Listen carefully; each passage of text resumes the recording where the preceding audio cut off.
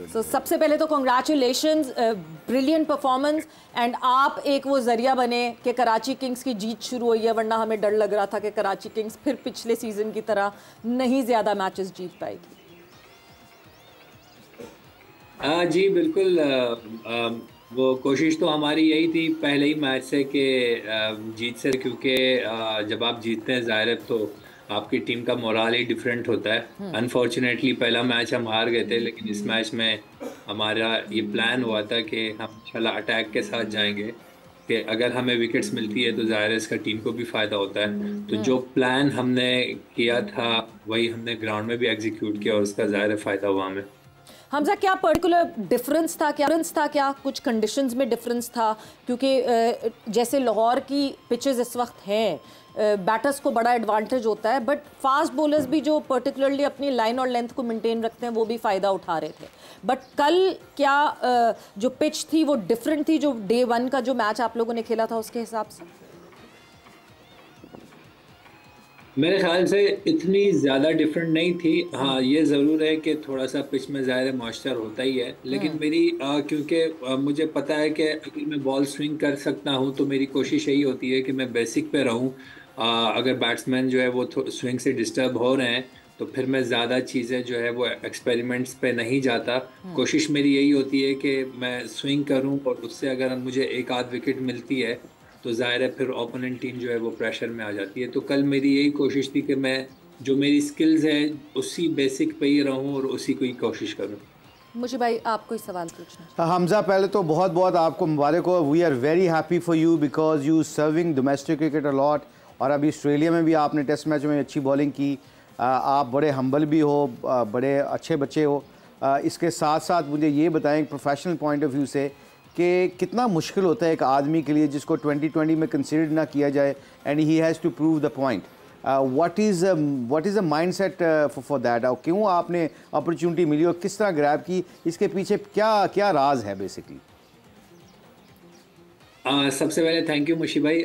दूसरा यह है कि बिल्कुल मैं रेड बॉल क्रिकेट में परफॉर्म कर रहा था। वाइट बॉल क्रिकेट के लिए मैंने काफ़ी वेट भी किया। लेकिन इस बार अगर मैंने थोड़ा सा अपना बेसिकली ठीक है मेहनत ज़रूर की। मेहनत मेरे ख्याल से अगर कोई क्रिकेटर क्रिकेट खेल रहा होता है तो वो मेहनत करता ही है, हर चीज़ का ख्याल रखता है। थोड़ी सी जो मैंने अपने माइंड सेट जो चेंज किया वो यही किया कि अगर इस बार मैं वाइट बॉल क्रिकेट खेलूंगा तो कोशिश मैं यही करूंगा कि मैं इम्पैक्टफुल परफॉर्मेंसेस दूं, कि जिससे जो है वो टीम को फ़ायदा हो और मेरी जीत में मेरा इम्पैक्ट हो। तभी मेरा नाम बनेगा, तभी मैं अपने आप को प्रूव कर सकता हूँ। शायद मैं इस चीज़ की, जब मैं T20 क्रिकेट नहीं खेल रहा था, अगर इवन मैं नेट प्रैक्टिस भी करता था तो अपने लिए एक सिनारियो बनाता था कि अगर मैं शुरू में बॉल कर रहा हूँ तो मैंने कैसे बॉल करनी है, या एंड में डेथ ओवर्स करना है तो मैंने यॉर्कर्स या स्लो वन करनी है। इवन जब मैं इससे पिछले साल भी PSL या 2022 में भी खेला तो मेरी कैप्टन से भी यही बातचीत चल रही होती थी कि आप कोशिश करें कि मुझे वहाँ ओवर दें जहाँ पे प्रेशर हो। तो अगर आप प्रेशर में जो है वो टीम के लिए मैच जितवाते हैं या ऐसी बॉलिंग करते हैं जिससे टीम को फ़ायदा हो, तो ऑब्वियसली फिर आप लोग आपके बारे में बात करना शुरू कर देते हैं कि हाँ ये T20 में वाइड बॉल में अच्छी परफॉर्मेंसेस कर रहा है। मगर हमजा सॉरी, इमेजिनेशन करना तो बहुत अच्छी बात है कि मैं टीम के लिए इम्पैक्टफुल होना चाहता हूँ, मैच जिताना चाहता हूँ। इसके प्रोसेस क्या है? असल क्वेश्चन ये है कि आपने ये किया, इसके प्रोसेस। एक तो मैंने सोच लिया ना कि मैंने इम्पैक्टफुल प्लेयर बनना है, एफर्ट क्या की, मतलब why you become very successful? Mushi भाई, जो मैं 3 साल स्पेशली वाइड बॉल क्रिकेट नहीं खेला, जब मैं टीम में नहीं था तो उसकी यही थी कि एक तो मैंने अपनी फिटनेस पे बहुत काम किया। थोड़ा सा मैंने वेट कम किया क्योंकि मुझे लगा कि इस क्रिकेट के लिए आपको जो है ना सुपर फिट होना पड़ता है। अपनी डाइट पे बहुत ज़्यादा फोकस किया और सबसे ज़्यादा मैंने अपनी स्किल्स पे बहुत ज़्यादा वर्क किया है कि अगर T20 क्रिकेट की जो रिक्वायरमेंट है कि अगर ठीक है मेरे अंदर स्किल्स हैं कि मैं नया बॉल स्विंग कर सकता हूँ, लेकिन ये स्विंग जो है फिर वो T20 क्रिकेट में भी होनी चाहिए कि अगर मुझे बैट्समैन को डिस्टर्ब करना है तो उसके लिए नेट पे बहुत ज़्यादा प्रैक्टिस और बार बार पूरे साल प्रैक्टिस करते रहना। सेम जो है वो अगर यॉर्कर्स की या स्लोवन्स की प्रैक्टिस है तो वो मैं नेट पे करता था। तो ये मेरे ख्याल से मुशी भाई आप लोगों को मुझसे ज़्यादा पता होगा, इवन आप लोग ही जो है वो यही हम यंगस्टर्स को एडवाइस करते थे कि जितनी आप एक चीज़ की रेपिटेशंस करते हो, ये ना एक हफ्ते में आती है ना एक महीने में आती है। मेरे ख्याल से इसमें साल लग जाता है, 2 साल लग जाते हैं। तो जब वंस आपकी ये जो रेपुटेशन जो है परफेक्शन की तरफ चली जाती है, फिर जब आप वो चीज़ मैच में अप्लाई करते हो तो आपके लिए इजी हो जाती है ये चीज़ें। बिल्कुल बिल्कुल। लाला, आप मीर हमजा से कुछ कहना चाहेंगे? नहीं सवेरा, आई थिंक हमज़ा बहुत बहुत मुबारक हो पहले तो आपको। बाकी सवेरा ये है, देखें हमज़ा हो गया, मोहम्मद अली हो गया, इनकी बातों में मैच्योरिटी नज़र आती है, इनकी क्रिकेट, इनकी बॉलिंग स्किल्स इन्होंने डेवलप की है। और बात वही घुमा फिरा के आ जाए कि मुशी भाई या मैं जो बात करते हैं कि 4 डे क्रिकेट 4 डे क्रिकेट खेलते हैं, आपकी बातों में, आपकी बॉलिंग के अंदर हर लिहाज से आपके अंदर मैच्योरिटी आ जाती है, क्योंकि 4 डे क्रिकेट लाइक टेस्ट है। और टेस्ट आपको पास करने के लिए आपको डिफरेंट स्टेजेस में से डिफरेंट सेशंस जो हैं उस हिसाब से आपको अपने आप को यूटिलाइज करते हैं। और बात वही आती है जो काफ़ी अरसे से मैं ये बात करते हूँ कि बेसिक्स पे रहें, चीज़ों को ज़्यादा कॉम्प्लिकेटेड ना करें, चीज़ों को सिंपल करें। आपको आपकी स्ट्रेंथ का पता होना चाहिए। मीर हमज़ा जो है वो कंसिस्टेंट है, वो उसकी लाइन और लेंथ देखें, मोहम्मद अली की लाइन और लेंथ देखें, ये लोग कंसिस्टेंट है, ये ज़्यादा नहीं सोचते।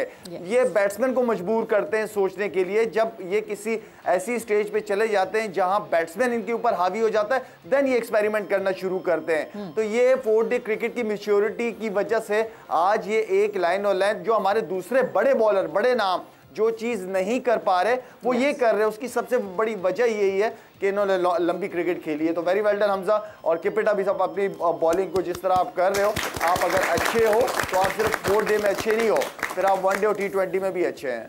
बिल्कुल। अच्छा हमजा, आप रिजवान की भी विकेट आपने ली कल, जब शाहीन ने पहला ओवर किया, रिजवान बहुत ज़्यादा मुश्किल में, उस वक्त शाहीन ने भी उनको डाला, तो क्या ख़ास प्लान रिजवान के लिए आप करके आए थे?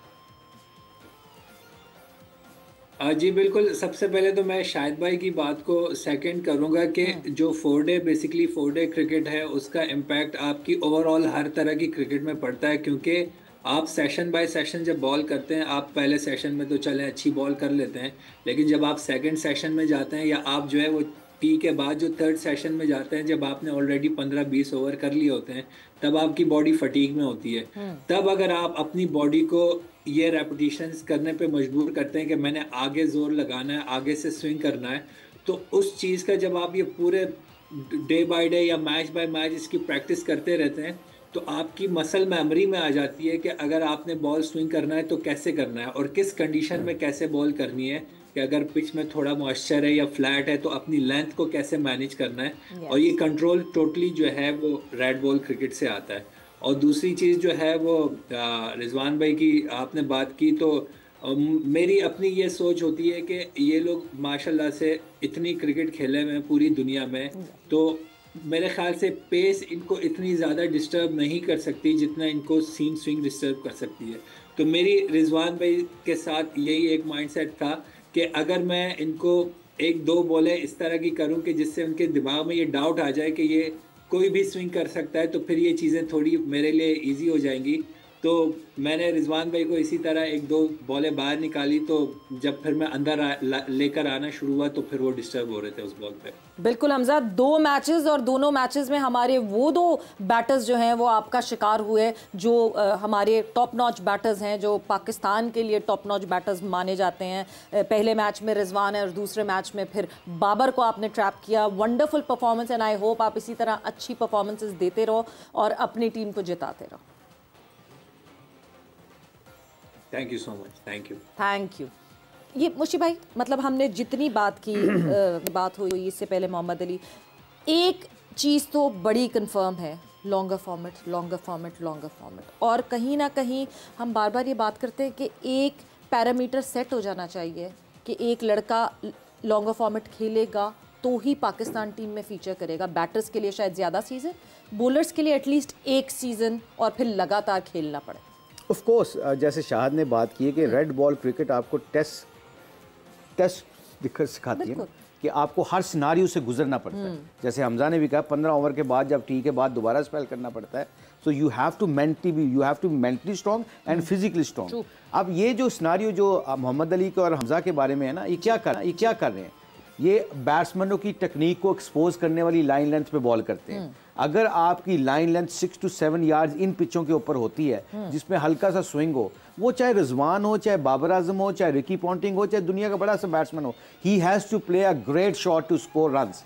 और वो आपकी टेक्निक वहाँ पे एक्सपोज होती है, आपकी लाइनमेंट, आपकी एक एक चीज़ उस बॉल को खेलने के लिए परफेक्ट होनी चाहिए। ये होती है सिंपल चीज़ जो बहुत ज़्यादा लोग अंडरस्टैंड नहीं करते कि अच्छी लाइन पे फेंके हुए बॉल को मिड ऑफ मिड ऑन के ऊपर से रिवर्स स्वीप मारना या लैप स्वीप मारना बहुत बहुत मुश्किल काम है। कंसिस्टेंटली आप नहीं मार सकते। मोहम्मद अली को भी एक उन्होंने लैप स्वीप पे छक्का मारा, उन्होंने अपनी लाइन चेंज नहीं किया कि what happen, then he got the wicket.